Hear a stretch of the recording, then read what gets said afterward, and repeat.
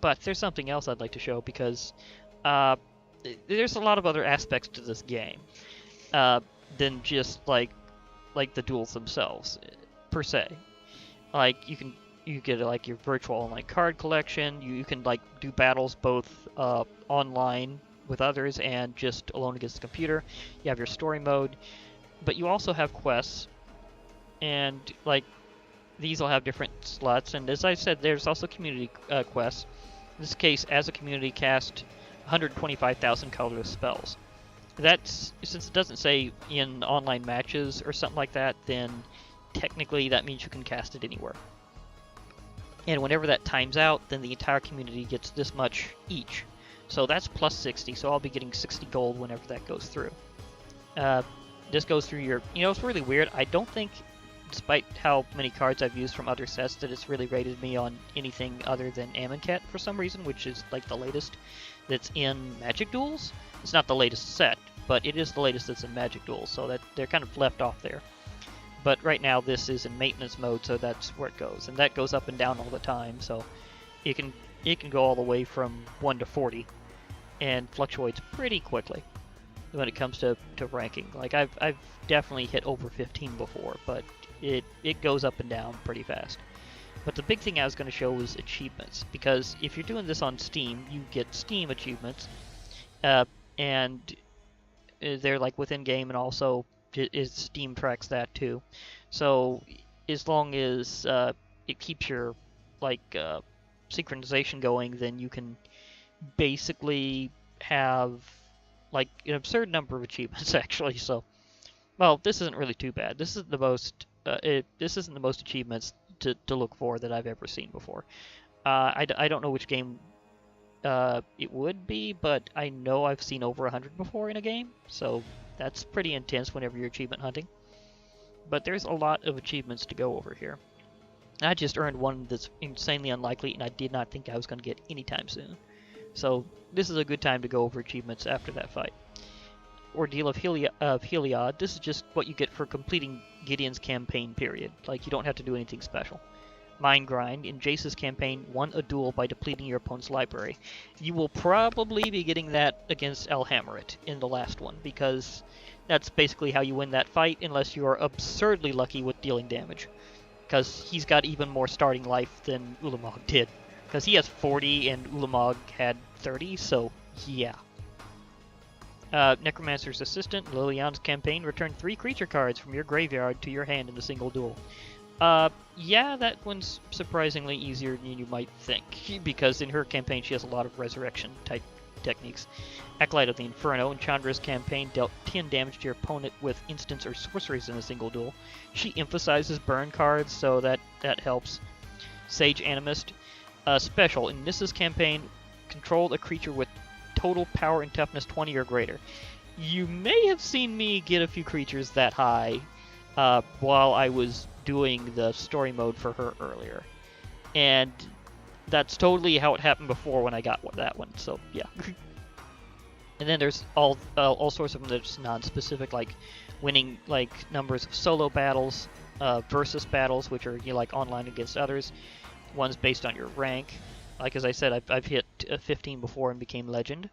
But there are, like, again, it goes all the way up to, I think, 40, I'm not sure. And the higher the number, the better the rank. So being rank 1 is actually a lot lower than being rank 15. Collection Builder, opening up booster packs. Power of Origins, getting a mythic rare card, which is admittedly rare. Questing Night, completing like 10 daily quests, so you can see like there's different numbers of daily quests. A Tactician won a duel with a custom deck, which is one you built completely yourself. Seasoned Fighter, very special. Some of these are very, very specific, and you need very specific cards for them. Like Gideon Battleforged, I have that. He's actually a very special kind of Planeswalker card. He transforms from a legendary creature. So you have to do the special ability to do that, and then do whatever it is for one of the Origins 5, or the original Gatewatch, or, you know, the 5 Planeswalkers that come with Origins. So you have to have Gideon Battleforged deal 12 damage in a single duel. That's not just to your opponent, you can also do that against creatures, but you have to use one of his abilities to do that repetitively. where he goes into invincible soldier. He goes into invincible soldier mode. Truth Seeker, cast 2 instants or sorceries from your graveyard in a single duel. That's really meant to be more around Jace, because his version of a flip or transformed planeswalker has an ability that helps you do that. But you can also do that with Amonkhet later with the Aftermath abilities, because those also count. And that's how I got it, was with Amonkhet, not with him. The Royal dealt 12 damage to an opponent with lands in a single turn. This is meant for using various forms of Nissa, because she tends to turn lands into land creatures. I did it a slightly different way, and had one land creature that I had created deal a ton of damage that did not involve Nissa at all. So you can bypass these, even though some of these are clearly meant for certain planeswalkers. Airborne controlled 4 creatures of flying, fairly common. Air superiority in a single duel had your flying creatures deal 15 damage and was dealt no damage to yourself. You'd be surprised how often that comes up. Millstone, exactly what I was talking with milling. Put 2 creature cards from your library into your graveyard in a single duel. Usually that's meant to be aimed at the opponent rather than you, but it's just the way it's got this one phrased, and when a opponent forces it on you, that also counts towards you, not them. So yeah. Delver of Secrets. This is the one I was thinking was terribly unlikely. Want a duel with 5 or fewer cards in your graveyard. How would you normally arrange to do that? It's just insane. Treacherous Urge. Sacrifice a creature owned by an opponent. That takes some working, because you have to gain control of their creature with special effects and then use something that also sacrifices them before any of the effect wears off, so that's just kind of a bit nuts. But I did pull it off. It was cool. Active Treason dealt 10 damage to an opponent in a single duel using creatures he or she owns. This also happened in darn lips. This also happened for me in Liliana's campaign, because you can gain control of an opponent's creature that they own by taking it from their graveyard with a card that she has included. So I whooped down the demons. The 4 demons she makes a deal with their own demon, and just beat them down with it. So that was cool. Land Rush had 2 lands into the battlefield in a single turn. That's always based on some spell or ability, and it's decently easy to do because there's a lot that does that. Accelerated Production, cast a creature spell with converted mana cost 7 or greater by your 4th turn. Admittedly, that's usually based on playing green, because it's really good at producing extra mana.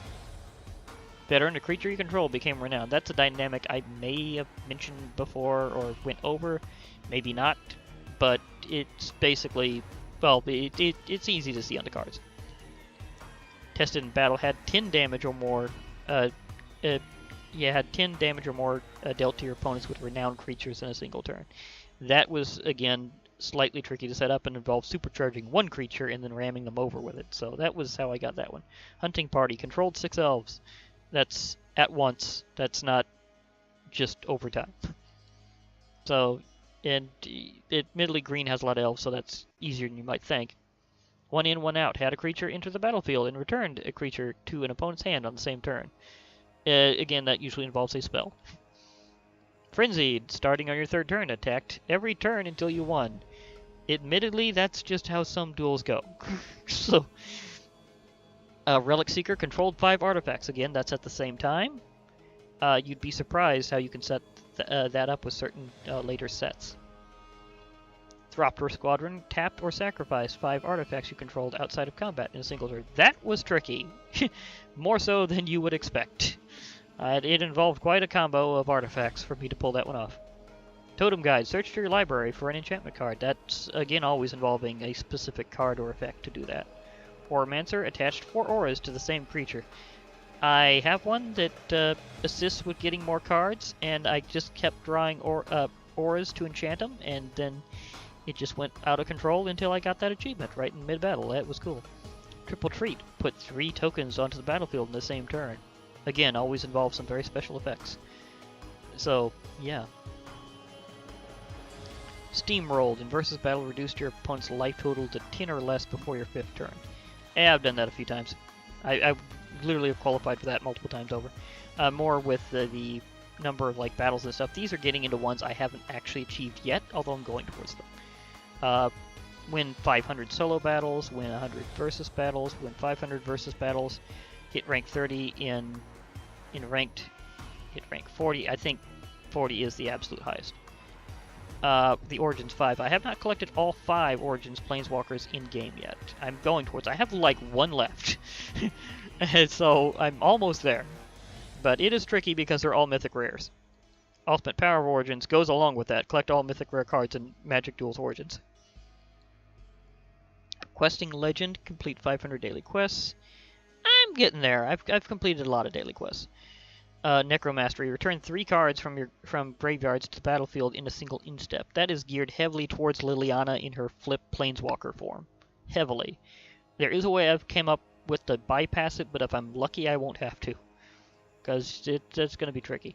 Firestarter. Deal 12 damage to an opponent with Chandra. Roaring Flame in a single duel. Again, that's very specific. I'm on my way to that one, but it's gonna be unlikely. that's gonna take like an insane combat award to get that to work. But at least it's possible. Master of the Hunt. Control 20 elves. Yeah, 20 elves at once. That's gonna take even me some planning, even with the amount of elves in green. Okay, so that's everything that I was going to show off, including like the bonus segment about achievements. So yeah, that should tide you over for quite some time. For now, this has been Glitch Reaper. I'll be logging off for now. Hope to hear from y'all later. And remember, Friday Night Magic!